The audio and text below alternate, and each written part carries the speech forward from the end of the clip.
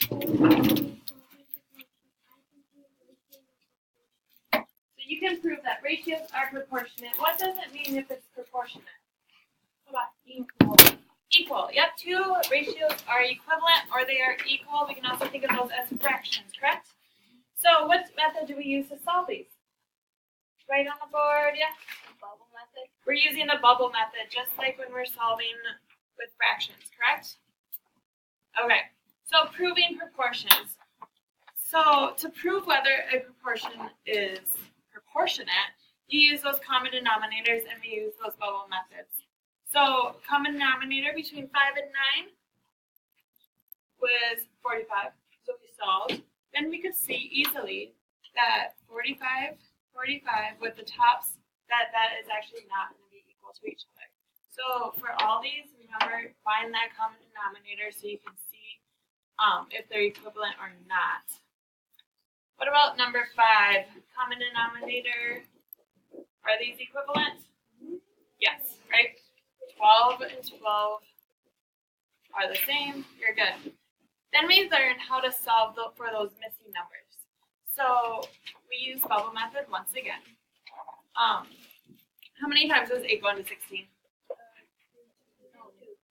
It goes in there twice, right? So we use bubble method 2 and do the same on top. 4 times 2 is 8, so x is equal to 8. And then we could check. 4 divided by 8 is what, 1/2? What is 8 divided by 16? 1/2, correct? So those are equivalent. They're the same. Here we did another example. We looked at the tops now. How does 2 go into 4? Twice again. So we did the bottom the same. We also used, with those friendly numbers, you can divide, right? Getting from 21 to 7, you can divide by 3. Solving for that on the top as well. Do you guys feel comfortable with these, with the friendly number ones? Do you remember how to do that? Good. All right. So then we built some number sense. So to get, when multiplying by a number greater than 1, what happens to our solution? It gets bigger. What if you multiply it by 1? What's going to happen? Kennedy? It's going to be the same, right? So any number times 1 is going to be that same number, right? And if it's times by a number smaller than 1, what happens to that solution? It decreases, right? And we did a little example here.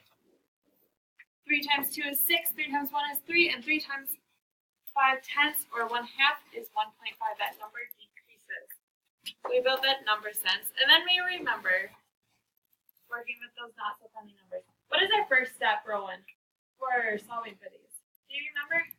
This was a little while ago. Find common denominators, but for these ones, they're not friendly numbers. Yeah.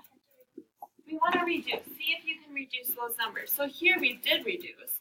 I don't have the bubbles, but we reduced that to 6/7, right? 6/7. Then you can look and see, how do you get from 6 to 24? You times it by 4, so you can times the bottom by 4. R is equal to 28. You guys remember this? We're looking to see if we can reduce first. Miss Guzzi, here's what I would say to the rest of them. Like, just looking out at you, many of you are not looking at the board at all. We have one more test left in chapter, and this is great for the video to be picking up too. Yeah. We have one more test left before you get your first report card.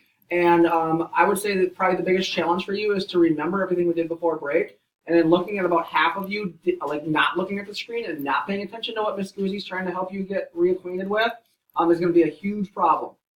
So I would, again, to remind you, pay attention to what's going on here, because we don't have to do this. We can just start our notes right now.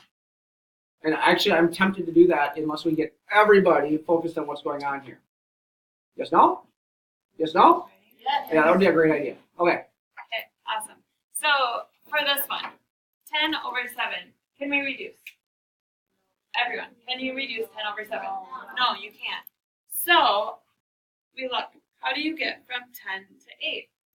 Think about your number sets. You just reviewed all those rules. How do you get from 10 to 8? Yeah.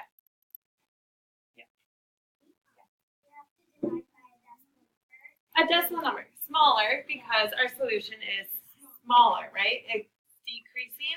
Great, thank you, Kirti. So we decided it's going to be smaller. And do you guys just know that 10 goes into 8/10 of a time, or what did we tell you? Yeah, do you remember? You can use a calculator, right? And if you solve 10 divided by 8 first, and that's not right, do 8 divided by 10, right? And if you know that it's going to get smaller, you know that you're looking for that decimal number. So we solved it. You can use a calculator to solve 7 times 8/10. And we got 5 6/10. You good? Okay. We just have one more example. And for that one, we were able to reduce it. Any questions? Any comments you want to add? So Ms. Guzzi, just because I'm taking over, Yeah. first thing you do is reduce. If you can't reduce, then you decide if you're going to multiply by a number bigger than 1 or less than 1 when you're dealing with unfriendlies. Because the reason we reduce is to try to make them friendly, right? Okay. Like, I'm super interested in this because I didn't teach this, so I want to know like what I'm supposed to do when I start teaching again.